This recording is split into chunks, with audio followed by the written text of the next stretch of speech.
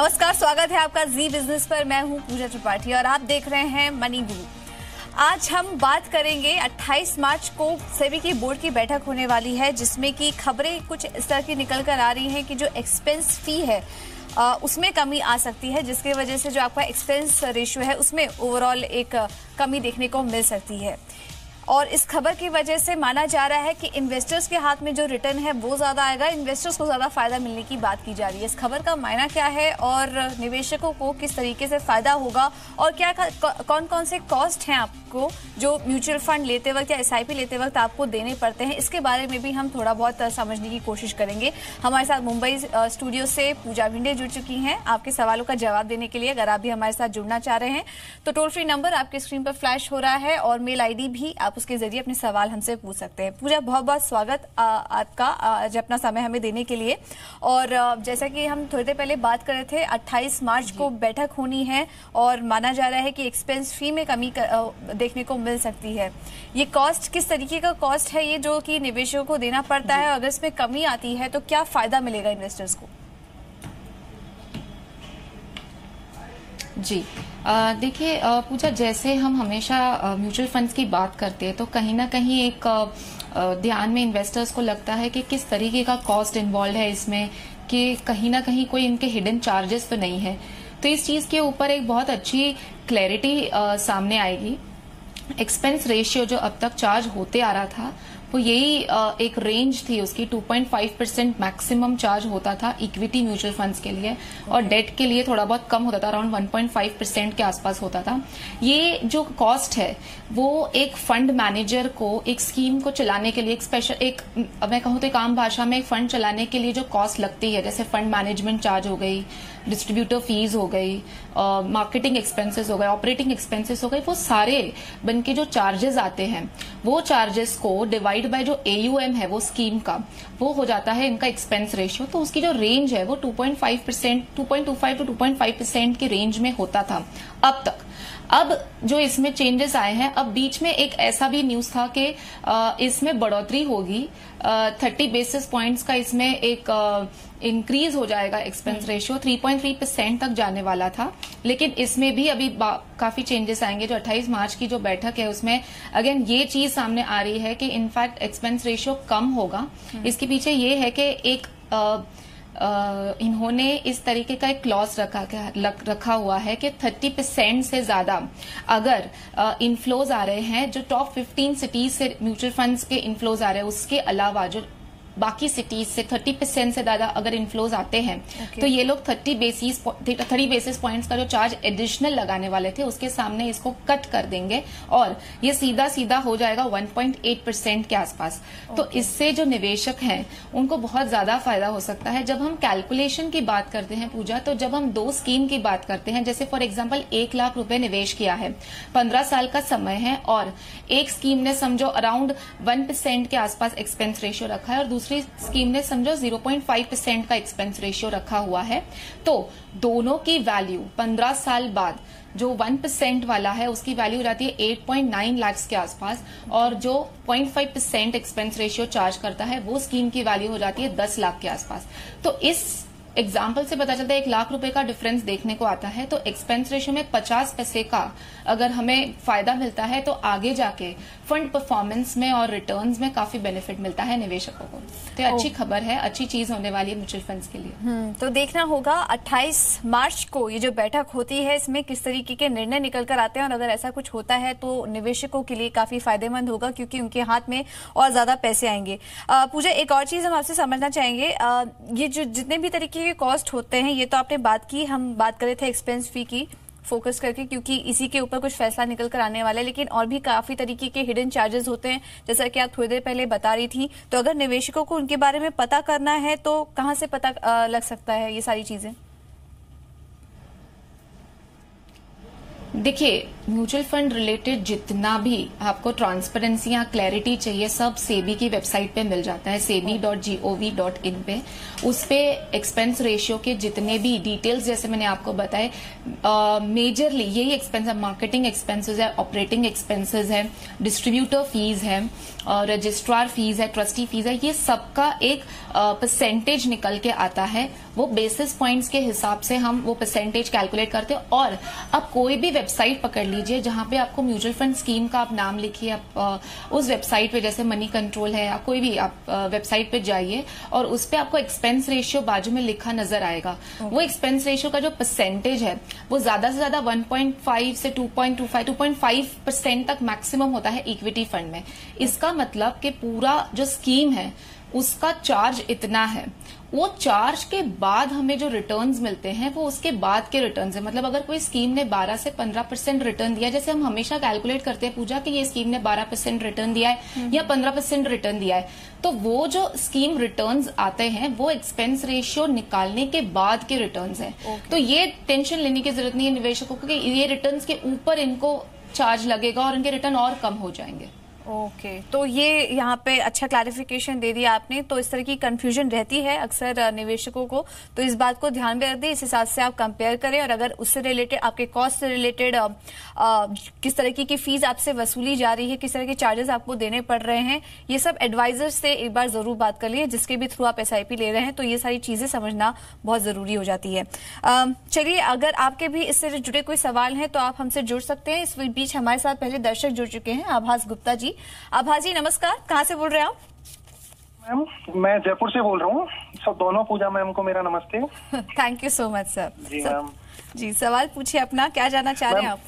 मेरी as 30 years है और मैं स्टेट बैंक ऑफ इंडिया में क्लरिकल पर पोस्ट पर हूँ जी। ओके। मेरे इन्वेस्टमेंट में मैंने एक महीने में 10,000 रुपए की तो SIP करवा रखी है।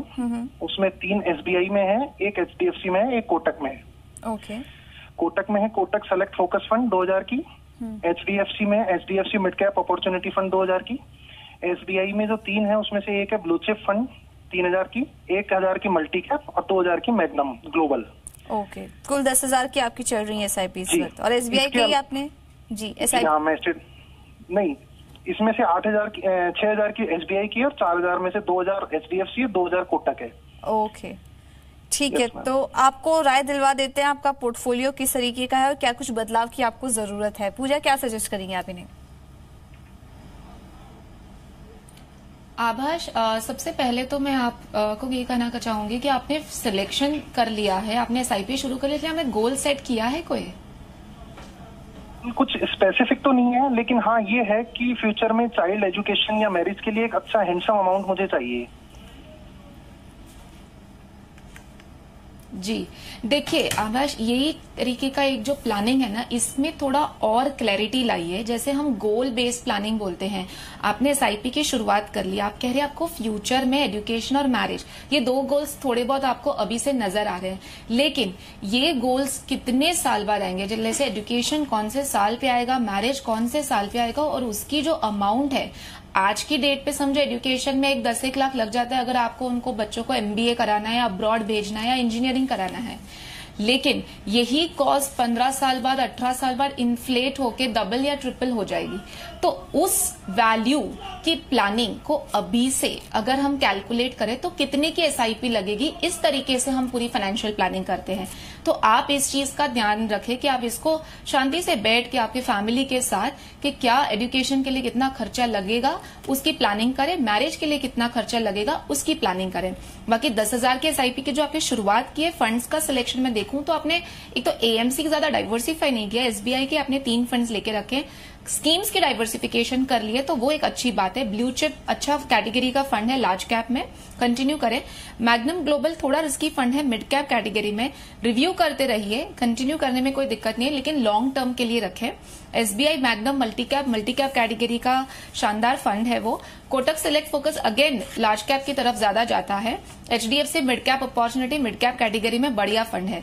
अगर मैं आपका एक 15 साल का अजम्पशन ले रही हूं तो 10,000 की जो आपकी SIP होगी मिनिमम 50 लाख की राशि आपको देगा। तो इस एग्जाम्पल से आप एक अंदाजा लगा लें कि आपको एजुकेशन और मैरिज के लिए ये राशि ठीक रहेगी। अगर नहीं तो आप SIP अमाउंट बढ़ाइए आपकी और रिव्यू करते रहिए हर साल, और गोल्स में थोड़ी क्लैरिटी लाइए।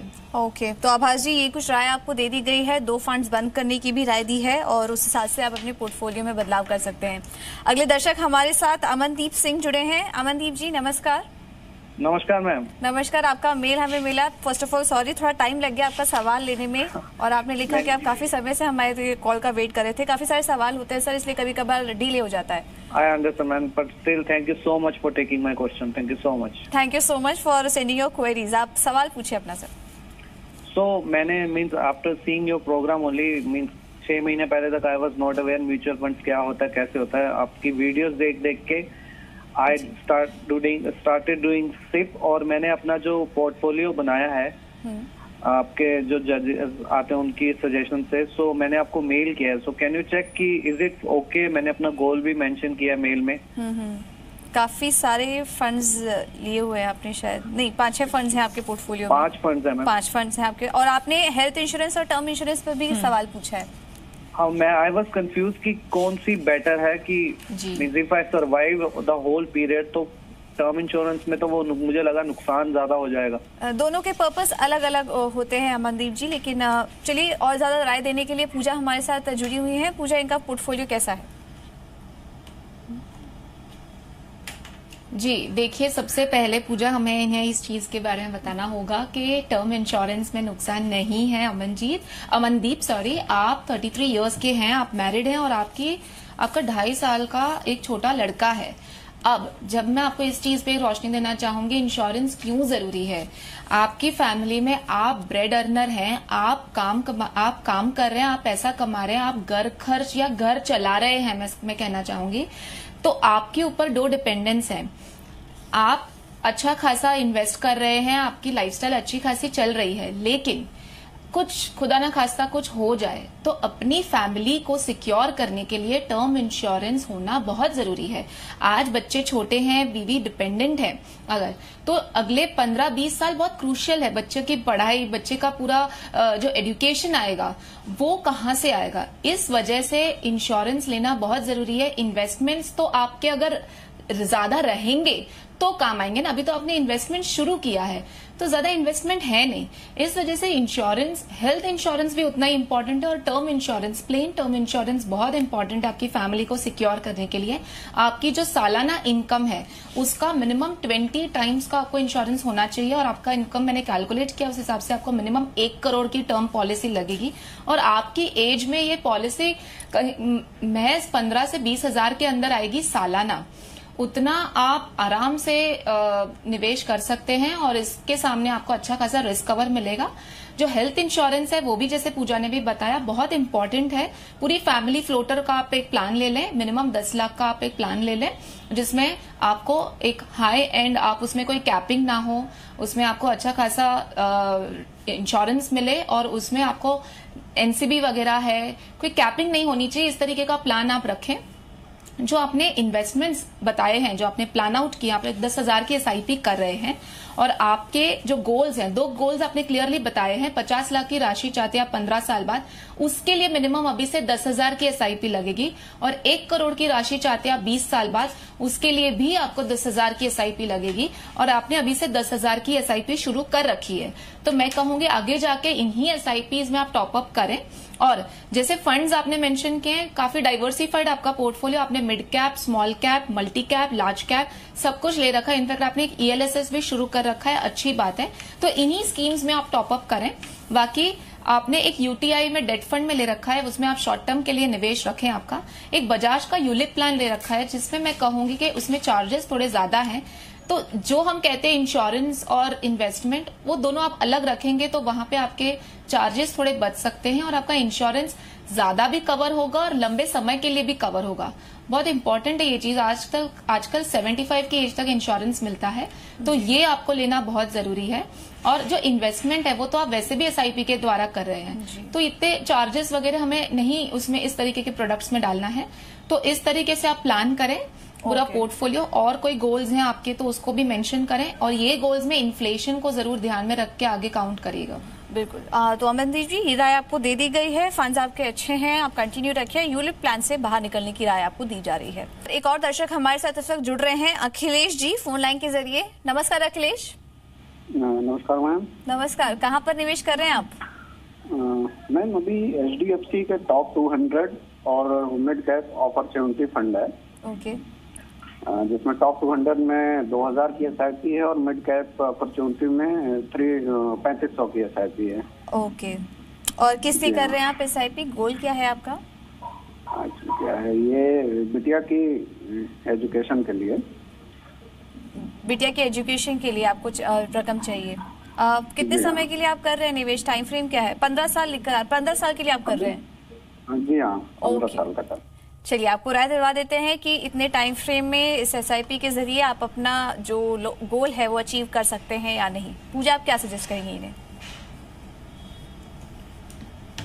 जी बिल्कुल अखिलेश जी, जो 2 फंड्स आपने निवेश शुरुआत की है निवेश की, HDFC top 200 large cap category का फंड है और HDFC मिड कैप एक मिड कैप कैटेगरी का फंड है। तो फंड के हिसाब से देखें तो दोनों ही अलग कैटेगरीज के फंड्स हैं, तो डेफिनेटली डाइवर्सिफिकेशन क्लियरली हो रहा है। AMC सेम ही है, लेकिन दोनों ही फंड्स अच्छे हैं। फिलहाल HDFC टॉप 200 थोड़ा कम परफॉर्मेंस दे रहा है, लेकिन यही टाइम पे हमें यूनिट ज्यादा मिलते हैं। तो ये चीज ध्यान में रखना बहुत जरूरी है कि अगर फंड कहीं पे कम परफॉर्म कर रहा है तो हमें निकलना चाहिए या नहीं निकलना चाहिए। तो मैं सजेस्ट करूंगी, लंबा समय है, लंबा होराइजन है, तो आप उसमें पेशेंस रखें। आपको यूनिट्स ज्यादा मिल रहे हैं क्योंकि SIP में तो यूनिट्स ज्यादा होने की भी बहुत जरूरत है। तो 25 लाख का जो गोल है, 5,500 की SIP में इजीली आप वो गोल अचीव कर पाएंगे। एक चीज मैं यहाँ पे कहना चाहूंगी इनको पूजा, कि 25 लाख की राशि 15 साल बाद अगर हम इन्फ्लेशन देखें तो आज के हिसाब से सिर्फ 9 या 10 लाख के आसपास हो जाती है। तो ये इन्फ्लेशन काउंट करें और फिर जाके आपका गोल आप आगे जाके सेट करें। ठीक है, तो अखिलेश जी, ये राय आपको दे दी गई है और हमारे सभी दर्शकों से ये निवेदन है कि जब भी आप कोई गोल डिसाइड कर रहे हैं, इन्फ्लेशन, महंगाई को जरूर ध्यान में रखकर अपना गोल बनाया करें। अगले दर्शक हमारे साथ वेस्ट बंगाल से हमारे साथ जुड़े हैं संजय दास जी। नमस्कार संजय जी। हाँ जी, नमस्कार जी। आपका मेल हमें आया और प्लानिंग तो आपकी काफी अच्छी है सर, काफी अच्छे से आप इन्वेस्ट कर रहे हैं। किस लिए कर रहे हैं आप ये सारा निवेश? एक्चुअली मेरे 3 गोल्स मैंने मेल में दिया हुआ है आपको जी। एक तो मुझे मेरी डॉटर की स्टडीज के लिए 5 साल बाद 12 लाख तक एक अमाउंट चाहिए। ओके। और आफ्टर 16 इयर्स मुझे 1 करोड़ का अमाउंट चाहिए। और एक मैंने दिया आपको कि मुझे एक्चुअली बहुत हर साल वेकेशन में जाने का बहुत मैं जाता हूँ मैं। तो उसके लिए मुझे जी, तो उसके लिए आपको 5 साल बाद 1 लाख रुपए की जरूरत है। हर 5 साल के बाद हर साल? हाँ, हर 5 तो साल। ये क्या पॉसिबल है कि या मुझे कैसे प्लानिंग करना पड़ेगा, ये जरा आप मुझे बताइए। ओके ओके, ठीक है, आपको राय दिलवा देते हैं। और ये जो वेकेशंस का प्लान है ये काफ़ी इंटरेस्टिंग है। हमारे पास कुछ सवाल वैसे आए हैं कि लोग छुट्टियों के लिए भी SIP करते हैं, विच इज़ वेरी इंटरेस्टिंग। पूजा, क्या सजेस्ट करेंगी, इनका पोर्टफोलियो कैसा है? जी देखिए संजय जी, जो पोर्टफोलियो है वो आपने मतलब SIP वगैरह सब शुरू कर लिया है। जो गोल सेट किए हैं पूजा इन्होंने, जैसे 3 गोल सेट किए आपने। एक तो डॉटर की एजुकेशन के लिए, उसके लिए क्योंकि सिर्फ हमारे पास 5 साल ही हैं और अमाउंट जो आपने सेट किया है वो 12 लाख का है, तो इस गोल के लिए कहीं ना कहीं आपको SIP अमाउंट बहुत ज्यादा लगेगी। अगर 15,000 की SIP आप अभी से शुरू करें तो ये गोल तक पहुंच पाएंगे, क्योंकि 5 साल का समय है तो बहुत ज्यादा रिटर्न भी नहीं पकड़ सकते। तो ये एक गोल के लिए आपको थोड़ी SIP अमाउंट बढ़ानी होगी। जो दूसरा गोल है, 1 करोड़ की राशि चाहते हैं आप 16 साल बाद, उसके लिए भी आपको मिनिमम 16 से 17,000 की SIP लगेगी। ठीक है, तो ये 2 जो मेजर गोल्स है जो आने वाले हैं उसके लिए मिनिमम आपको 30,000 की SIP लगेगी। और आपकी करंट SIP 4,500 की है म्यूचुअल फंड्स में, और कुछ 2,000 आप शेयर्स खरीदते हैं हर महीने, तो मैं समझती हूँ वही अराउंड 6,500 के आसपास आप इक्विटीज में डाल रहे हैं। तो ये अमाउंट आपको सालाना बढ़ाना है। आपकी जैसे ही एनुअल इनकम बढ़ती है आप उसको बढ़ाना है। नॉर्मली ये जो प्लानिंग है वेकेशन की पूजा, ये क्या होता है, हर साल एक अमाउंट अगर हम हमारी सैलरी में से लिक्विड फंड में डालते हैं, इसकी एक प्लानिंग करेंगे। समझो हमारी सैलरी एक 50,000 के आसपास है, तो 5,000 की हम एक लिक्विड फंड में हर महीने उसको पार्क करते रहें, तो सालाना वो हो जाता है 60,000।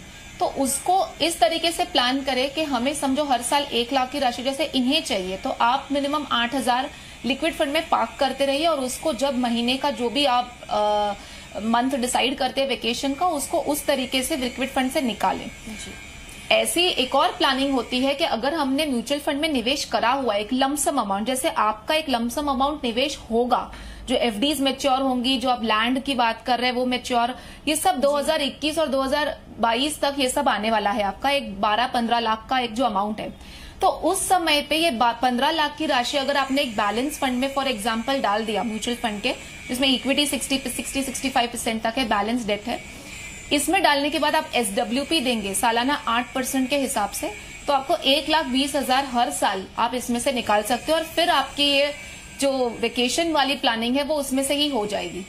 तो जो आपकी लमसम है वो मैंने ऐसे प्लान कर लिया, आप उसको SWP दे देना और बाकी की SIP है उसको आपको बढ़ाना बहुत जरूरी है। ओके, तो संजय दास जी, ये राय आपके लिए है, कुछ बदलाव की राय आपको दी गई है और कुछ फंड्स भी आपको सजेस्ट किए गए हैं, इस हिसाब से आप अपना पोर्टफोलियो दोबारा से प्लान कर सकते हैं। पूजा जी, बहुत बहुत शुक्रिया आज अपना समय हमें देने के लिए और दर्शकों के जितने भी सवाल थे उन्हें एड्रेस करने के लिए। तो आज के सेगमेंट में हमने आपको बताया कि आने वाले 2-3 दिन में सेबी की जो बोर्ड बैठक होगी उसमें किस तरह के फैसले निकल कर आ सकते हैं और निवेशकों को इसका कितना फायदा हो सकता है। लेकिन एक राय जो आपको दी जा रही है, कोई भी SIP म्यूचुअल फंड खरीदते वक्त एक्सपेंसेस को और जो भी चार्जेस आपसे वसूले जा रहे हैं उनका जरूर ध्यान रखें। फिलहाल मेरे साथ इतना ही, मुझे दीजिए इजाजत, नमस्कार।